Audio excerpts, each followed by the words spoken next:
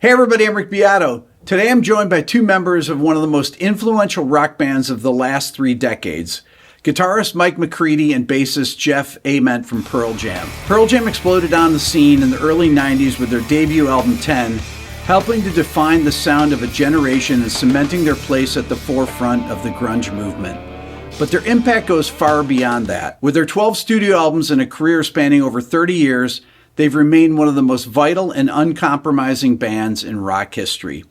Here's my conversation with Mike and Jeff. Mike, Yes. Jeff, welcome. What's up, Rick? Thank you. So we were just talking a minute ago, and you told me that you and Stone met in 7th grade, 1977, 78. But I didn't really get to know him that well then. But I went to a school called Madrona, and that's where I first discovered that I wanted to do music because we were bused over to another part of town in Seattle in 1977 it was, and my future bandmate in this band called Shadow, Rick Friel, had a Kiss lunchbox, and I was on the bus and with him going to that school the first day, and I went, "What is that?" That Kiss lunchbox changed my trajectory of because I was like a Cub Scout and I played soccer and all sorts of stuff, but I was like, I want whatever that is, I want that, and I gradually got to know music and then got a guitar about a year later, and then I started playing in a band with him and my buddies, and we did that ever since for years. Jeff, what about you? When did you start? When did I meet Stone? Yeah, when did you meet Stone? Well, I started playing music when I was 5. My mom was a piano player. They started us taking piano lessons with Mrs. Giebel, who lived 2 blocks away. I mowed her lawn and raked her leaves, kind of helped offset some of the cost of the piano lessons. Nice. Loved it for like 3 years, and then kind of started to hate it. Around 3rd grade, I started getting into rock music, and I think that was when Brahms didn't cut it for me. Yeah, right. But I met Stone. I met Stone at a punk rock club in Seattle called Metropolis, and I was spinning records that night, and I was hanging out with Mark Arm. And Stone and his friend Chris Pepper came up to me. It's an infamous story. Oh, yeah. And started making fun of my punk rock name. My punk rock name was Jeff Diction because my band name was Deranged Diction. That's kind of what you did in those days, like Dee Dee Ramone did it. But he started making fun of my name, and I was just like looking at Mark going like, who is this knucklehead? Like, and then a few months later, he was practicing with us. Not sure how that happened. He was very sarcastic, Stone was. Oh yeah, the king. That's king. He was the top of all of the. Yeah. So was that But the we liked beginning of Green River then? Yeah, we were a 4-piece at that point, and we played a couple shows and had recorded. And I think Mark and I in particular kind of wanted the band to be a little heavier. And Steve was playing through like a Super Twin at that time, and it was just really kind of a clean sound. So I was like doing everything I could. I was like, Distortion Box had this crazy EQ pedal that I just rammed all the way to the top, and it kind of gave it. And he said, "Hey, what do you think about Stone joining the band?" I was like, you mean that guy that made fun of me? Like, and then I remember Mark said, he's got a Les Paul and a Marshall. I was like, that could be interesting. And it changed the whole thing because Stone came in with a ton of enthusiasm and always kind of was working on licks and riffs and the energy of the band changed a ton at that point. So when did you guys meet? Well, you came over to when Shadow was playing at the Moore Theater. Oh yeah, this is a great story. So we're playing at the Moore Theater. I can actually play what I was playing the night that he saw me play the first time, I think. But I saw their singer. Rob I worked at a Weber restaurant. Burko, yeah. I worked at a coffee shop restaurant, like right across. You could see the Moore Theater through the window of the kitchen.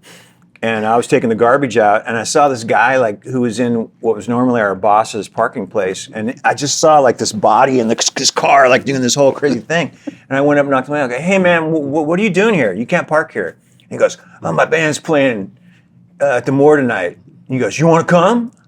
And I was like, "Yeah, sure. What the heck?" So he put me on the guest list, which I'd never been on a guest list before. And when I got off work and walked across the street, I walked in. There was this little skinny kid with his foot up on the thing with like baggy, like I think blue and playing like a kind of Eddie Van Halen Eruption kind of. I can show you exactly what it is. Kind of thing, and I was like, what the hell is this? You know? But it was.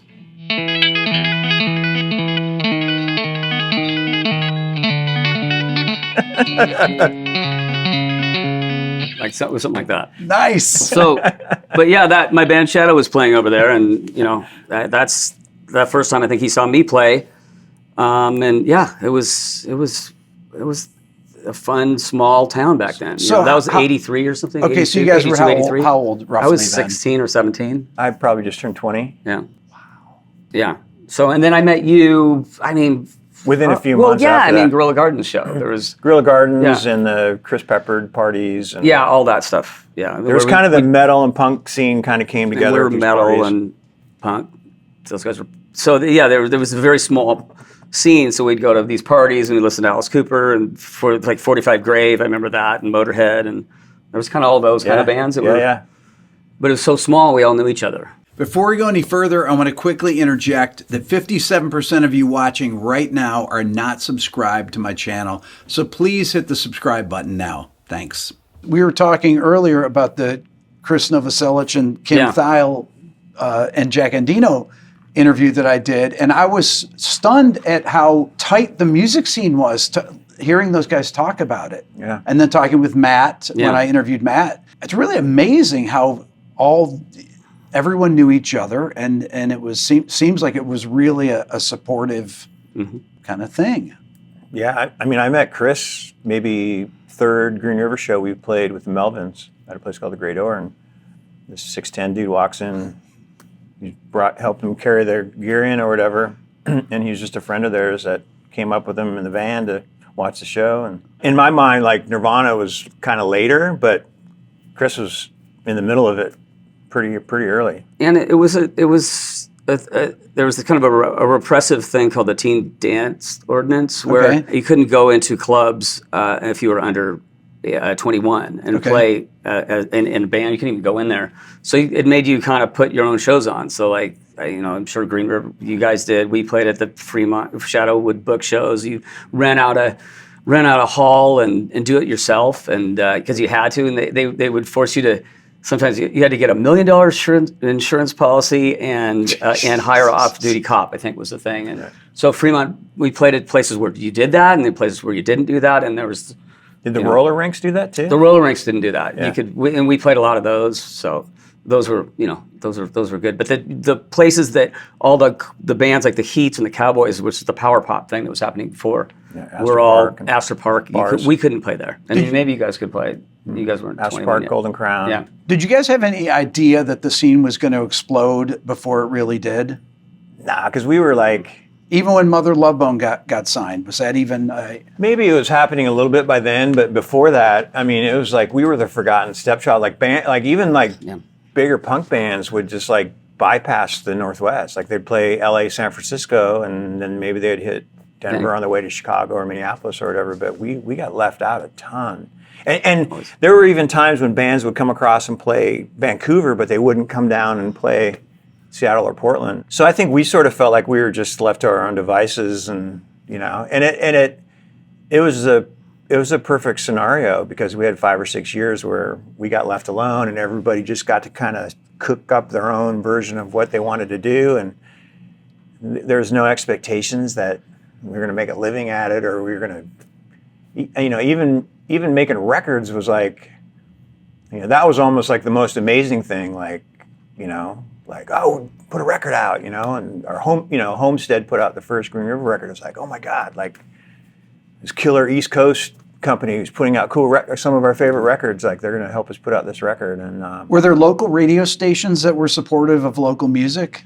I mean, there was what was the college station? There was we did some interviews on that. Before it was KXP, it was KCMU. KCMU. It was the University of Washington. Yeah, that was. But KSW was the major, but it wasn't.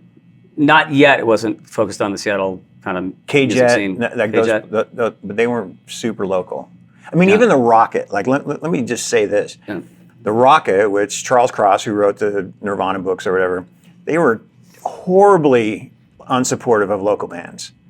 Like, you know, Green River put out 3 records. We were never on the cover of the Rocket. The U-Men, I think, maybe might have been on the cover of the Rocket, but there were bands that were doing things. The U-Men were like in a bus traveling across the country and like heavily influenced us. Like Mother Love Bone didn't make the cover till Andy died. When Andy died, that was in March of 1990, and the record didn't come out until what, July or so? What is the chronology that, I mean, there's the Temple of the Dog record that you guys did, and I guess later that year. Yeah. When did you kind of start regrouping and deciding, okay, we're gonna? That summer after Andy died was a tricky one for me because I just quit my job right before Andy died, thinking that we were going to go on tour. Yeah. And I thought I waited a long time. Like I was the last one to still have my job. And then I was like, now what? And then we still had a record to kind of promote, but I didn't have a job and didn't have any way to pay rent. That's crazy, right? And so I started picking up shifts at the Raison where I saw Mike Singer, and started doing odd jobs. I remember I did catering for the Paul McCartney show at the Kingdom, whatever I could do. And then Stone started playing guitar with Mike a little bit. And it was funny that I was hearing that was happening. And Stone and I were going on these big bike rides around town with like 4 of our friends, and we wouldn't talk about it at all. We'd talk a little bit about Mother Love Bone, but we weren't talking about any of the new music. And I remember a couple of times saying like, yeah, I went up to Western. I might go back to school in the fall. Like, I'm not sure, I'm not sure what I'm doing. And I kept hearing that they were playing together. And Mike worked right across the street from where I lived. Yeah, Pecori's Pizzeria. And right at that same time, my friend Richard in War Baby said, hey man, we just fired our bass player. We have 2 shows and we have studio time. Do you want to come play with us? And Richard and I would get together an hour before rehearsal and have the best time. We'd put on like Prince and Cameo and like all this kind of funk music, and we'd play along with it. And then we'd practice these kind of AC/DC songs. And we were trying to infuse like just some slippery groove into these AC/DC songs. And I kind of fell in love with playing music again. And right at that same time, Mike said, hey man, you should come jam with us. Yeah. And he was putting the same thing into Stone's ear at that time. And so I remember I went over. Did you have a rehearsal space someplace? We were playing in Stone's parents' attic. Up in the top, just me and Stone, and then Stone was keeping everything very quiet for me too when we first started. I was like, "Dude, do you want to start a band? What's going on here?" It's just. And then he said, "Okay, yeah, let's do that." And then, we were going over those songs, and I was like, "Well, we fucking have to get Jeff in the band," And I think you guys there was some tension at that time. There was something that was, from what I recall, and I was like, "No, because I don't know if he was into it initially or he didn't have an answer for me." And I was like, no, we have to get Jeff in the band because what you guys have done in this scene, I mean, I saw it all. It's like you guys put out all those records, you did all the artwork, you're a fucking great bass player. It's like you guys are perfect together. So I watched all that. I saw Love Bone, I saw everything. So I knew that I wanted you to be part of that thing. And some of it was driving me crazy. Some of it was like, I don't even know if he and I were as much at odds as the last year that Mother Love Bone was around was a pretty dysfunctional time. The first time that any of us had sort of felt the pressure of a major label, and then just sort of what the major label is telling us that we have to do. And there's all this money, we're made a $200,000 record, but we're broke, It was a weird time because then everybody stopped thinking about the art, and people started thinking about like, how are we going to get paid? And then people are talking about publishing, and so then everybody's thinking about that part of it. It got really dysfunctional that last year, and I'm sure there was a part of Stone, and there was a part of me, I was like, I don't want to do that again. Like, that wasn't fun at all. Like, before that, it was fun. We would just ride our bikes or take the bus and play super loud and have fun and have a beer. And the good thing is that Stone and I sat down a couple of times and we sort of like laid all the stuff on the table, like, I'm not sure what he said to me, but he had some things to say to me about, hey, if we're going to move forward together in this partnership, like you need to be more like this, or you can't do this. And I was like, and you can't shut me out from writing songs, because I was writing songs before you were writing songs. Like I was in a punk rock band that wrote half the songs. Like, and somehow in this band I got shut out, you know. And so it was mostly about just like being open to like anything. And that was the predominant feeling at the beginning of Pearl Jam too, was like in the studio, like, let's like cover as much ground as we can, even though we were limited by how well we could play. We're like, let's like really pushing for a song like Oceans on 10. So there was like somewhere to go, somewhere that we could go that wouldn't shock people. Like if the second record was all that kind of music, it'd be like, oh yeah, we were getting a sense of that, you know, there. But wanting to like set the table so we could grow however we decided to grow. And we talk about that to this day. I mean, we have conversations about like, hey, the next record, you know, we were talking about, hey, let's make a record with an 8-track 2-inch machine and everybody gets a track, and, or, you know, whatever. Like, how do you keep growing and getting excited about the chemistry that you've developed all these years, because it should be limitless. There was an initial get together of the three of you to jam then. Yeah, right? We were at Stone's house in the attic up there, and then we were going over a live, which I think was called Dollar Short at that time, or maybe it was Wreck of the Edmund Fitzgerald. The Wreck. We had the Wreck. We had Egyptian, which is Once, because it was an A and it sounded. I think Black was in the mix too. Black was there.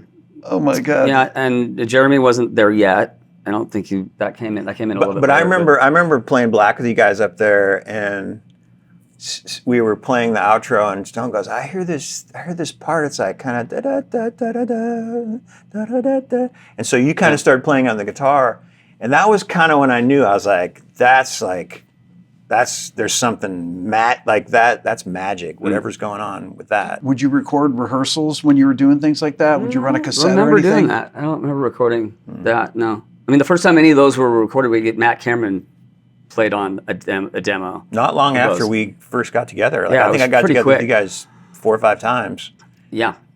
Stone had a giant. He had this giant art paper, and it said like Egyptian. As big as that. And then it would have like 3 B's, you know, whatever keys the parts were in or whatever. And so that was the tape that we ended up giving to Jack Irons. And then Jack connected it with Ed. Yeah. And when Ed came up, I've read about these things, but when Ed came up, would it have been an audition, or he just came up to hang out with you guys? I mean, I think it was an audition, but we didn't talk about that stuff, you know. I remember calling him and saying like, hey man, you want to come up for a week and just like bash some songs around, and like we'll work on those 3 songs that you know we can, because I knew there was something special when I heard him about saying, those I knew it too. 3 songs. Yeah. You know, we paid for him to come up, which cost us a bunch of money that we didn't really have. Right. But we were thinking like, hey, you know, this is the only chance we're going to have this guy. So he goes, yeah, I'll see if I can get the work off. And then he got the work off. And then I was like, okay, if he's up here for a week, we'll go in the studio. So I booked a day at London Bridge. I booked a show.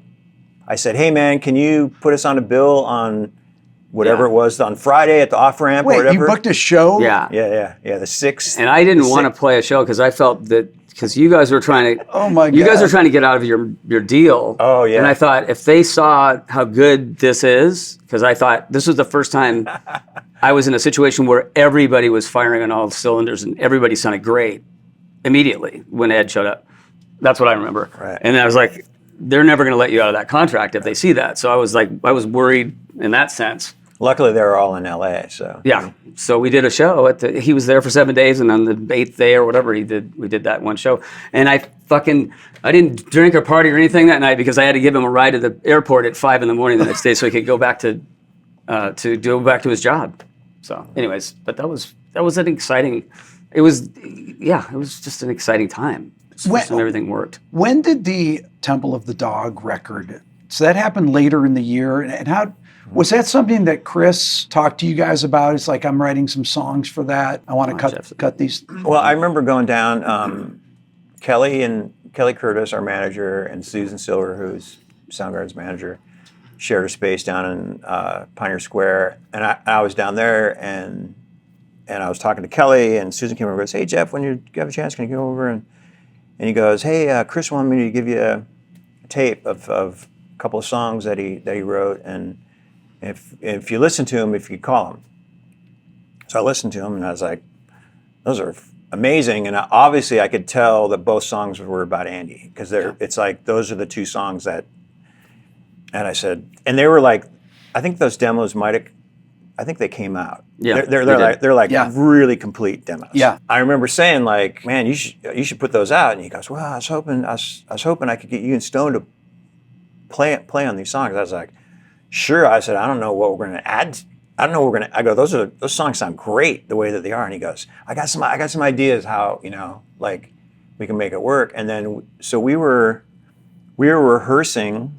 Potato Head, where Pearl Jam rehearsed, we would rehearse, and then we'd take a little break and maybe go eat at Free Mars, and then we'd have a Pearl Jam rehearsal. So we were doing that over the course of about a week. We were doing both rehearsals. Yeah. Wow. Yeah, it was tough. And right at the very beginning, Chris asked you to play with us. Yeah, which was And wild. we probably had like 6 or 7 songs by the time we went in the studio, and then he came up with a couple more kind of right at the end. One of them was All Night Thing, I remember, right at the very end. But I mean, it was like such an amazing time because Pearl Jam, we were really actively writing songs during that. Now, were you guys recording? Was Pearl Jam recording during that, or was that right after the Temple record? Did we record at that? The day you booked that studio? I don't remember that. Yeah. We did? Okay. Yeah. Was it Oceans? What's that? Was it Oceans? No. We recorded like Alone and what was the? Oh, Just a Girl? Just a Girl. Yeah. But there was 5 or 6 songs on that tape. Okay, so I have to ask this, Mike. Yep. If you and Stone had to switch parts for an entire gig, like play each other's parts, could you do it? If you gave me enough time to learn, I wouldn't have the same. No. I mean, I wouldn't have the same groove that he has. I wouldn't. I don't know if he would have the kind of tenacity of my leads or what. I mean, yeah, but I don't know if it would be any good. I think it would be. I think we played complementary of each other. You guys have very different styles, and that's why it works. I think. Yeah. I mean, it's an interesting experiment. I think half the songs, you guys might not even know what each other's playing. Oh, totally. Yeah. Like if I said, "Can you play the Alive guitar?" No. I mean, I can kind of play it, but because somebody has asked, I can't play it. No, because it never made sense to learn it because I had my own part, in it. But it would be hard, I think. And how do you decide what kind of parts to play? You guys always played, had your own things, and he'll play Gibson guitars, you'll play Fender guitars, things like that. Not always, but was that always a conscious thing to kind of to use 2 different guitars and to have it have a like a stereo sound like that? I think so. I mean, in terms of our sounds, I always, when he had his riff for Alive, I was like, well, what can I do underneath that? Is it something? What can I do under da da da da? And so just something to complement the riff, because what would Mick Taylor do? There's that. There's some of that. It's like, yeah, but I also think in context of what Ed's doing, in terms of like, we'll come up with patterns that might follow the vocal and never, I am mine is kind of like that. Da da da da da da da. So I'll try to complement the vocal or stay away from the vocal when I'm thinking about my parts. But generally, it's just kind of off the top of my head, and it's the first couple things that I come up with that seem to be the best in terms of leads and things like that. Or if Jeff has a song, I'll play the part that he shows me that he wrote on guitar. And so speaking of that, I'm kind of open to whatever, So Jeff comes in with the Jeremy riff, okay, and you're playing it on your 25-string bass there. Your Hamer, right? That's how you say it, Hamer 12-string bass. That's right behind you. If you want to grab it, I'd love to see it. But you come in with the riff and you say, okay, I got this thing. And is there a demo of the song? So the funny thing, like when I knew that this bass was coming, Okay. I'd been talking to Joel Danzig since the Mother Love Bone days about building a bass. And so I knew it was coming.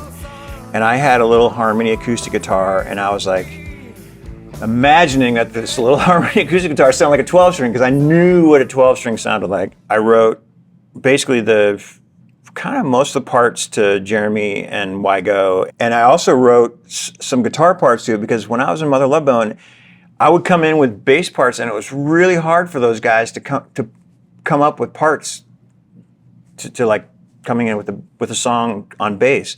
And so I had there's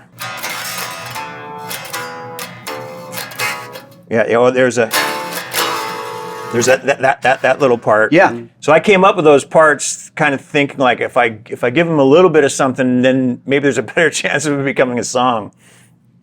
And like still to this day, the reason that our instrumental ideas become songs is if it hits Ed at the right time and the right way. Mm-hmm.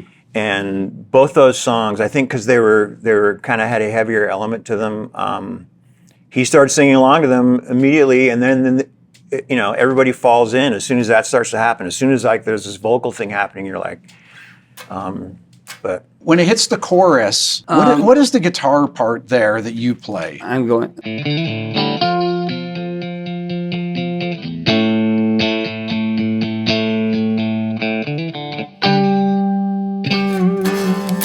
Like that.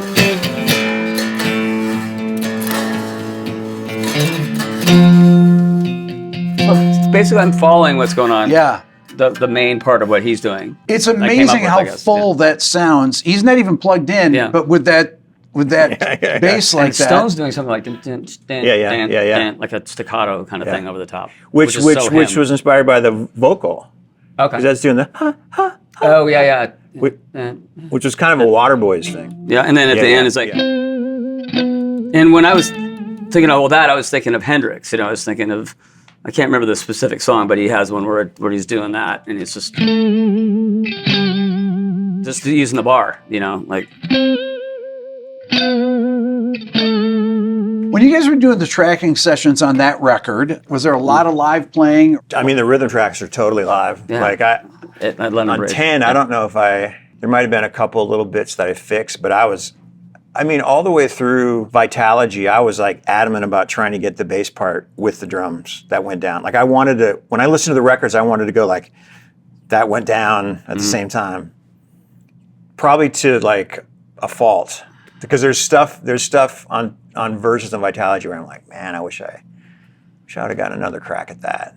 Okay, so you played a lot of fretless bass on the first record. Mm-hmm. The sound of a fretless is really unique, and I think it added such a unique flavor to the record, and why it didn't sound like anything. It had such a unique sound to it. Yeah, when I heard the Firm, I thought, wow, that's because I had already heard Jocko and the kind of the jazz guys playing fretless and all the great upright players, but when I heard Tony Franklin playing how that sounded with the way that Jimmy Page played, I was like, Stone sort of plays like Jimmy, kind of riff, and I was like, wow, fretless would really sound good on some of this stuff, and I put that fretless together actually when I was in Mother Love Bone, and the guy that really pushed me to it was Andy, and Andy was like,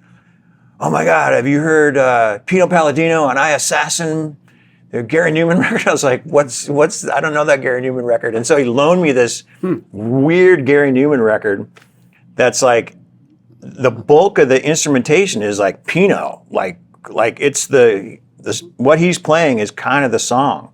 Cool. I didn't know that. And so Andy got so excited that I was going to introduce that I was going to have fretless, and so that ended up on like Gentle Groove and a couple songs on the Mother Love Bone record. But entering the Pearl Jam, entering the Pearl Jam stuff, it was like the way that Stone plays. I was like, the fretless is going to sound really good on that. Okay, so why didn't Yellow Ledbetter make the record? I probably had a resentment about that for many years. But do you feel that you've been it's been vindicated a long time ago. Vindicated a long time ago. I know. I think it was kind of a jam. It's something that I created, and Jeff helped me with. We wrote together, and I think we went over it once or twice, and Ed just kind of did what he does and coming up with kind of phonetic things and melodies, and we recorded it once and kind of never went back to it. Okay, you recorded it once. That's all you just like a live take, right? Just from what I recall, yeah. I remember you were playing that riff in practice, and I said we should work on that. And I remember you came over to my apartment with your acoustic guitar. Yeah. And we played it, and I was like, we need to come up with like an outro. So we came up with that. That's when you had that crazy TV that was above your bed. And I was like, that's fucking dangerous, dude. He had this TV it was little. But it was like right over his head. I think it was like one of those old macrame. It would like hurt plant if it fell things. out of the fucking, anyways. But when Stone and I first heard Mike play, there was a couple parties that Mike would be in the corner of the room Tim DiGiulio playing, and he was just like shredding this Hendrixy stuff. And I know both of us at the time were going like, wow, man, like, who knew that the kid from Shadow could do this? But I remember you playing that riff in practice and going like, man, we got to turn that into a song. And I think the reason it didn't make the record is because Ed didn't feel like the lyrics. He finished the lyrics. Yeah, didn't finish, or there was enough for a record. 10 had enough songs. That there could be that too. So, but it's turned into something that's been so much huger than I even imagined. I mean, I came up with it when I was sitting on a bed one day. So it's this iconic, interesting, cool thing at the end of shows that people feel. Yeah. And I still don't know what the song is about to this day myself. I mean, I have some ideas, but and I kind of don't want to know. People are singing along to sing along to no words. Yeah. Right. Yeah. So that made me happy. When you came up with the whole intro part, was it was a thing that you kind of worked out over the course of a couple days, or did you? It was kind. I mean, like Jeff was saying, I got way into. I was very much into metal, and then I went and saw Stevie Ray Vaughan, and I was kind of starting to get into blues a little bit, but I had dropped acid, and I went and saw Stevie Ray Vaughan at the Gorge, and I had stopped playing. It's kind of a long story. This was around 88, 89. I'd moved back from Los Angeles, kind of trying to make it with Shadow down there, and we just didn't do it. And I got Crohn's, and I was sick. All this stuff was going on. I stopped playing music.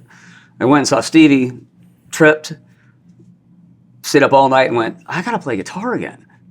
So I started playing guitar again the next day, and then that's all. And then, that's when everything has been blowing up in Seattle. I feel like I kind of maybe I missed that, but Ludbone was happening, and then everything just kind of fell into place. I mean, when Andy died, it was and then the Temple thing happened, and I got to be part of that. I was very careful about that because I felt like I got into a situation because this guy died, and I knew I was good and all those things, but I felt like this was this catalyst that, oh wow, this is my opportunity, but I want to be really careful with this Temple thing because I don't want to step on anything or I had just interesting feelings about that at the time, which I don't kind of anymore, but I did for many years.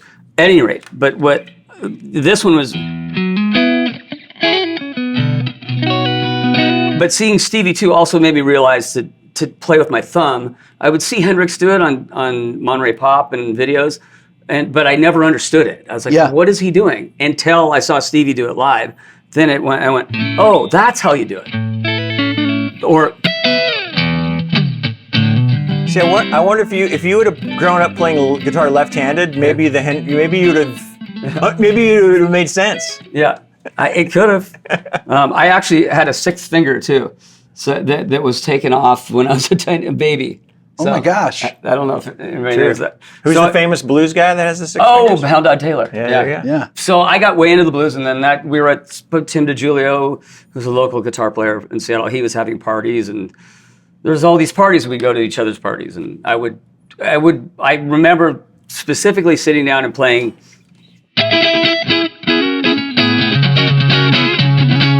I was playing along with that in Tim's party. And Stone came in and was like, hey, man, that sounds great. And I totally remember that moment.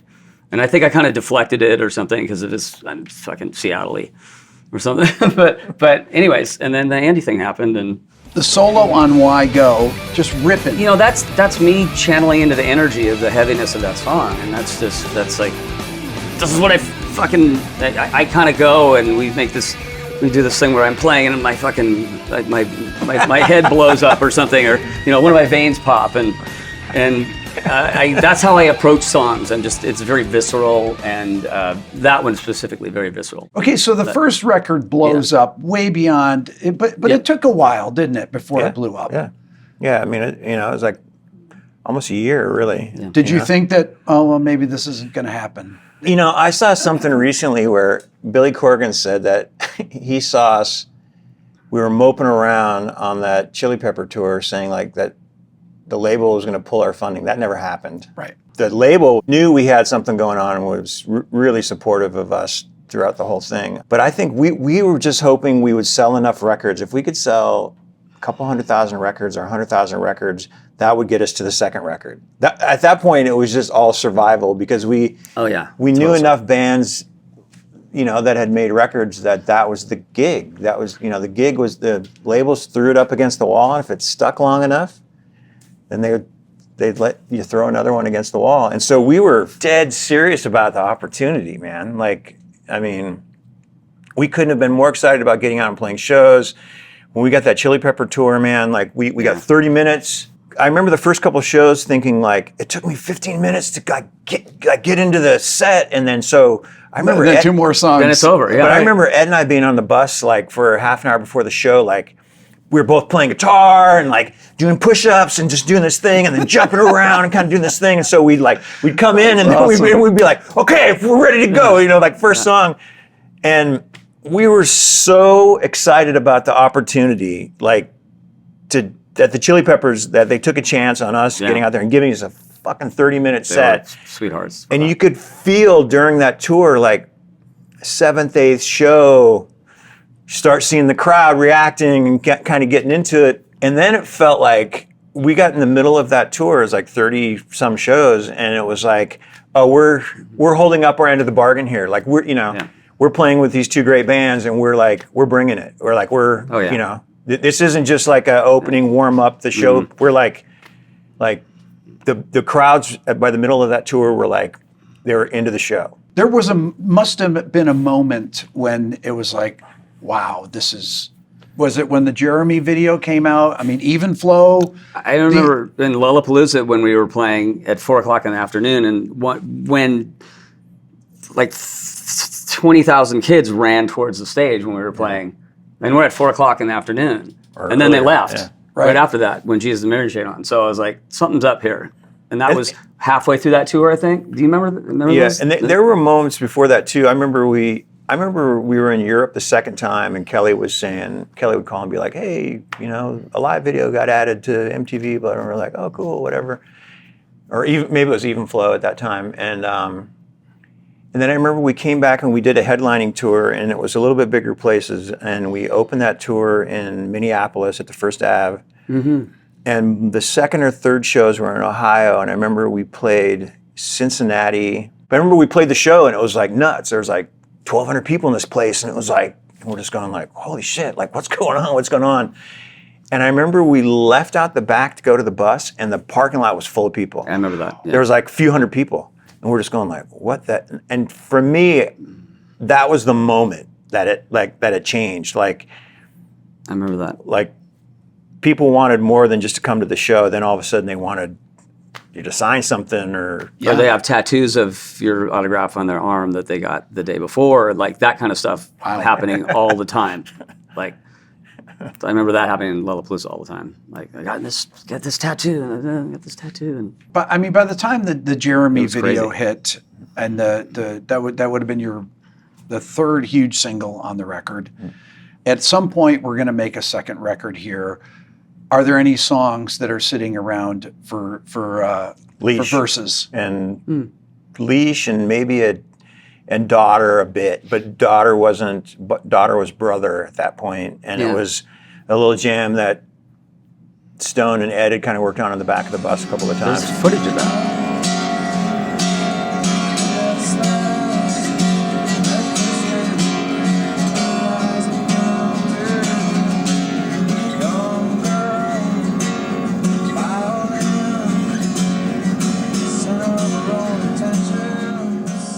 somewhere. But we were playing Leash that whole.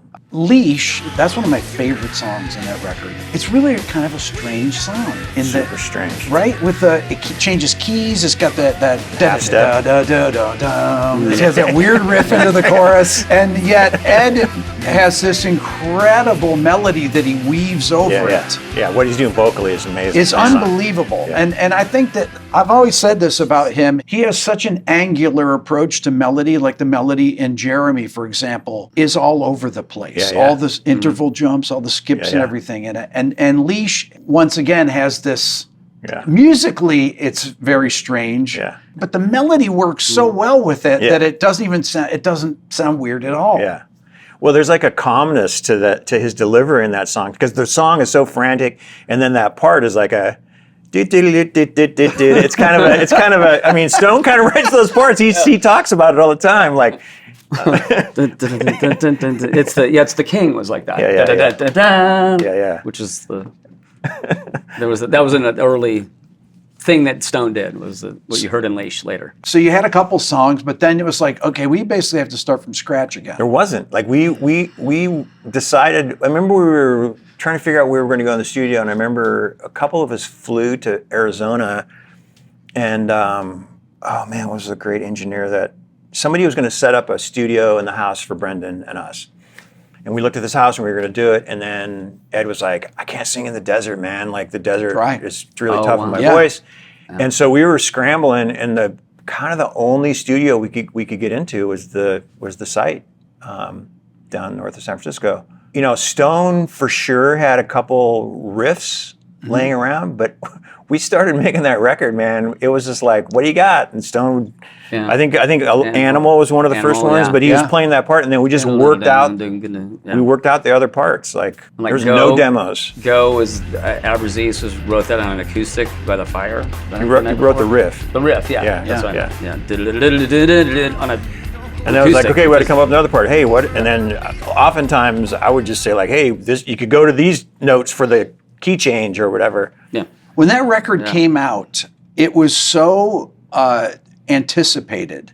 And I remember that I was in, I want to say State College, Pennsylvania, doing a gig or something, and the record stores opened at midnight on a Monday night, right? Am I? That's no, right. Is that true? Yeah, that's true. Yeah, you're right. And I want to say it's the first time that anyone ever did that. It was so anticipated. Right. And I remember college that people were outside the record store waiting at midnight for it to open to buy that record. I remember those stories. I remember in Seattle. I remember the Tower Records there being a bazillion people down the street. It sold 1 million records the first week. That was a mind fuck. Yeah, that was like trying to wrap your head around that. Like it was, because I think 10 even had only sold a couple 3 million records at that time. So we were like, how do we do that in a week? Like it didn't make any sense at all. And then it continued. It kept going. Now sonically, the records are very different, right? Brendan, his approach to it was in your face, dry vocals, things like that, whereas 10 has reverb and has that more of a, I think of it as like anthemic kind of sound. But yet you can't get away from your ensemble playing, how good the ensemble playing is on the records. That's the consistency with your band. Yeah. Is that the part writing, everything about it, the melodies, doesn't matter how weird the musical parts are. Right. Ed finds the melody that sounds so natural over the songs. And is that something that when he would come up with a melody would you be like, wow, how did you think of that? Or were you just used to it by then? I remember at the time going like, wow, I never would have thought of that. Yeah. Always. In the same way that when you listen to Soundgarden and you go like, holy shit, like how did you come up with that beautiful, simple melody over that? Sun Shower, when Chris did that, just with that, his solo version of that. Good. And it's just all the weird changes and the melody just perfectly makes sense with everything. Yeah. Right? No matter where it goes, that melody just follows it naturally. That always happened with them. Yeah. So the third record opens with Last Exit. When I hear that guitar part, what are you guys playing on that? Is it like C to D, it's but Stone, D over F sharp? It's kind of a weird amalgamation. Yeah. That's where I'm kind of playing the same thing he is on that part. And then there's an example of me going along with a. So I'm following the vocal. Which is a great to- part with that. Be underneath the vocal. So like Jeff said, that note, that's a weird, Yes. you would think that maybe it would be that, but that's what catches your ear. is And that weird Ed, note. na na na na na Yeah. na na na na na na. Those beautiful jumps Yeah. like that, and picking out that one note that works perfectly between the two chords there. And that song happened in like an hour, man. We recorded that at Kingsway, and that was the first song we worked on. You know, setting up in Lanois Place, and Stone had that riff, and I remember Aberzy's he was just hitting the snare, just kind of keeping time with it, and we just played that verse for a long period of time, and then we came up with a couple of other parts, and then Ed fell in, and that song was done in like 3 or 4 hours. Like, For people out here that are watching this, what is the difference in going to different recording studios and tracking? Vibe, I think, is one of the things. I mean, the Lanois vibe, like Lanois Studio was an old kind of mansion, you know, maybe from the 1800s, and it was just, it had amazing. this kind of a cool, antiquated feeling, a warmth to it, from what I recall. And London Bridge had its own kind of, just kind of a studio, but it was a good studio. But it was kind of a big room too. It was like It had a big drum room. It was for sure. It was the biggest room in town at that time, because we were used to recording at Reciprocal and those which places. was a tiny triangular. And then the site was this beautiful place north of, you know, kind of overlooking an the LA valleys. studio. Yeah. You know, like Had a- tuned and whatever.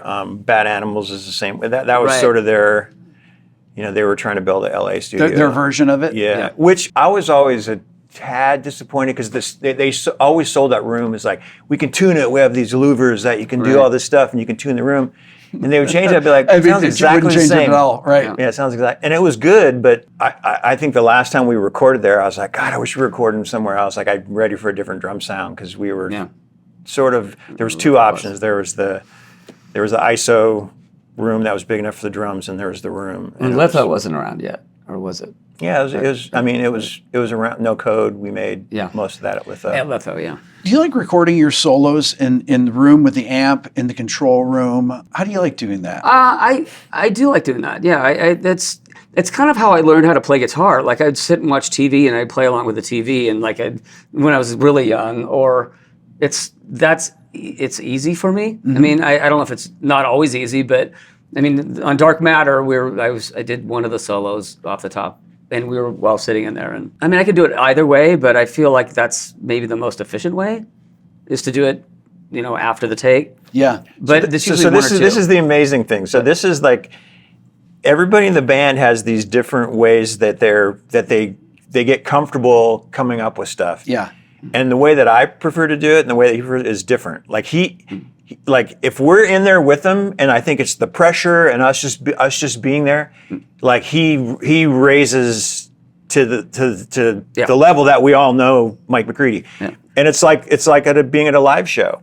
Yeah. And like me, I would rather go home to my home studio, be by myself, and sit in there noodle for 2 hours and have the piano there and kind of, you know, and then come up with my part that way, as opposed to the pressure cooker of, and I've learned to do it that way, because sometimes you're like, okay, got half an hour to get the bass figured out. What are we doing? You know, so you figure it out. But Mike is so good at that. Like Matt Cameron too. Yeah. Matt Cameron, like, you know, when the pressure's on and everybody's looking at him, something fucking amazing comes out. You know, and Mike is.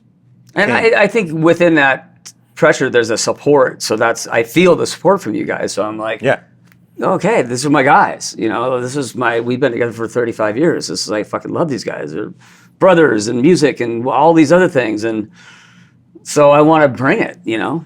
I want to, because it's important to me. The music's important to me. And I think I thrive in that. How do you decide what songs you want to keep playing?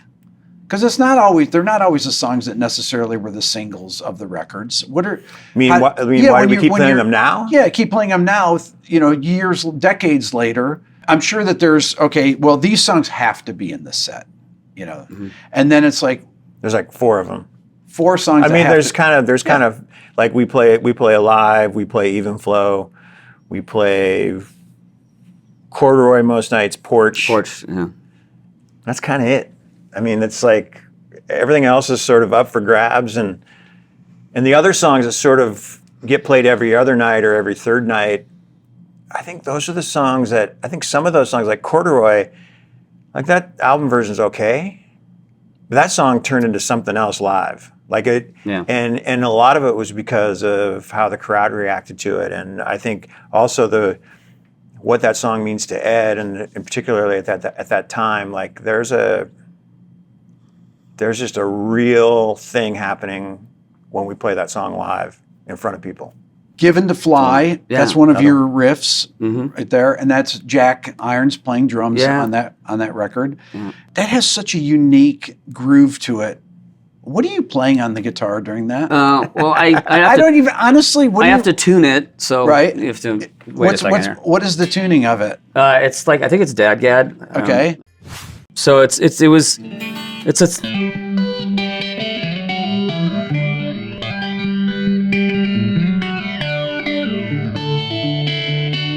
a beautiful part. Beautiful.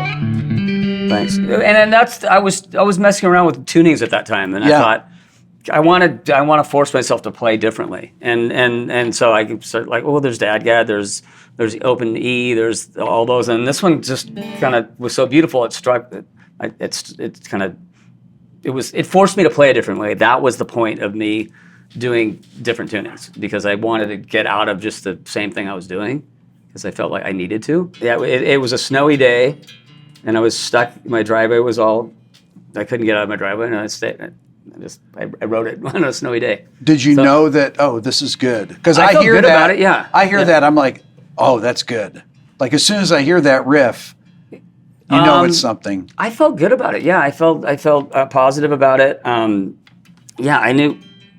That also was the first time we played it was in the studio, and I remember Ed immediately falling in with it.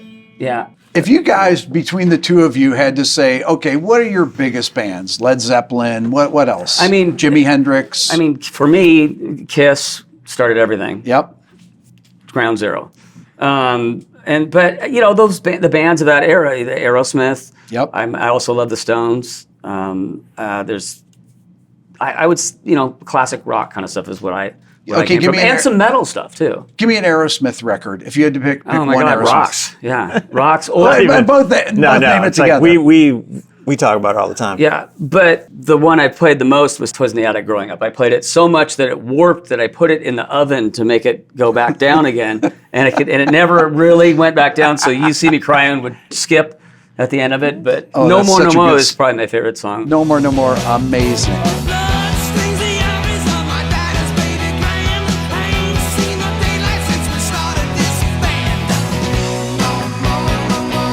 Brad Whitford song, right? Yeah. No More. Yeah. Amazing. The guitar tones in the middle of Sick as a Dog too. Yeah. Like those are the production on those records, in particular Rocks, is like one of the most incredible productions ever. Like the percussion and what he's doing with just the guitar overdubs and stuff in that song. It's like that You See Me Crying, I was just thinking about that. That song is just absolutely brilliant. It goes so many places. Because the guitar follows the melody. Yeah. And you were asking earlier in terms of like, in my mind, when Stone and I were starting to play, I was thinking of a template of Aerosmith in my head. Yeah. Because I always liked the 5-piece bands. I had Aerosmith and the Stones. And the way that those guitar players interplay. That's right. And there wasn't two Les Pauls or two Strats. It was... That's right. Each of them had their own speaker. Amazing. What speaker do you like to be in on the mix if you're hard panned? Kind of like where I am on stage, so you're on the left. This side, left, looking at it. The other left. Do you have a thing though if you're driving in your car, listen to stuff? It's like you want to be in this speaker next to you, or do you want to be in that? Or it's like I don't want to be over there. I probably want it louder sometimes, but that's no. I mean, turning the last record was perfect for me on that one, so I'm not worried about that. Okay, so what about what would you say? What are your? Well, I mean, the music that hit me as a young kid was the Beatles and the Motown stuff, mostly because the Motown singles were really cheap. Like there were a lot in the cutout bin, so I was buying tons of Motown stuff. And then I went over to a friend's house. His brother had he had a Marantz. I remember he had clip speakers and he had a Marantz receiver. And he put on, I'd never heard of Ted Nugent, and the Ted Nugent first solo record had just come on, and he put on that record crazy loud, and I was just going like, what the fuck is this? Like, so that first Nugent record, Aerosmith, and then what got me into playing music was punk rock and Black Flag and the Dead Kennedys and all the Boston hardcore and anything that was like anything that sort of meant anything that sort of had like it wasn't just like party music. It was like there was somebody was pissed off about something. If I said to you, what one Beatles record to listen to, what would it be? Well, I would pick the White Album because there's more songs. Right.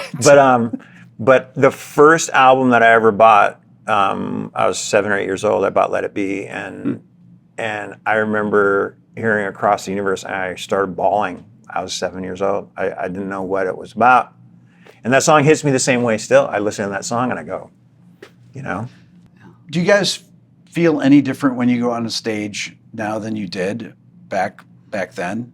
For me, yeah. I mean, everything. So we were talking about Mick Jagger earlier. I work out in the day, and I know Jeff does. We take care of ourselves to be in shape to be able to do this. Because you want to be able to perform. It's to the best of your ability at my age now. And but yeah, I would say way more anxiety back in the day. I have a minimal anxiety these days, but it's more like, oh, we're going to change the song mid-set, or back when we were first starting, it was more like, this is a whirlwind, it's going to end, or what's going, it was such a rocket ride in the beginning that I had more anxiety. Now I feel more centered or settled, and I can get into that space, and I think we're a better band now, and that's exciting to me, and it means something to people that I meet on the street all the time. I hear people saying cool things like that. You saved my life, your music saved my life, they did this, or we met and got married because of your show. All of that stuff is meaningful and means a lot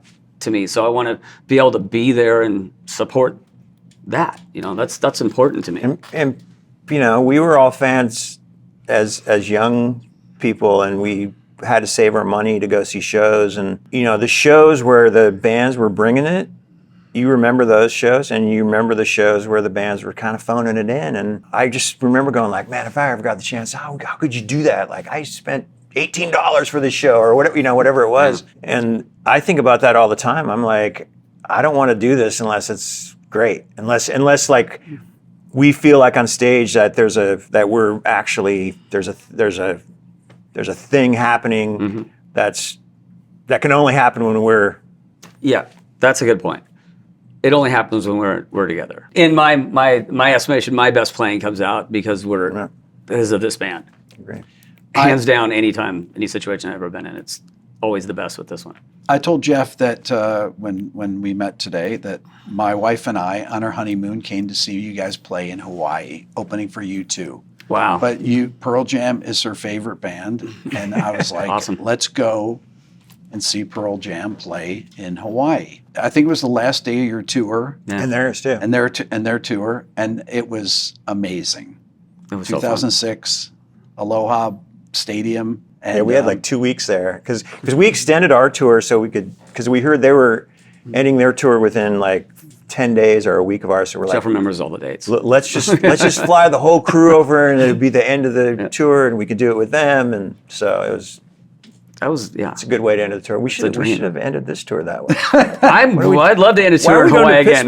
We never go to Hawaii anymore. I interviewed Kelly Slater recently, and Kelly was at that show too. Yeah. When we were out talking about it, he's like, "My God, I was at that show too." You look back to, Mother Love Bone days, and Andy's he's been gone now for 35 years. Yep.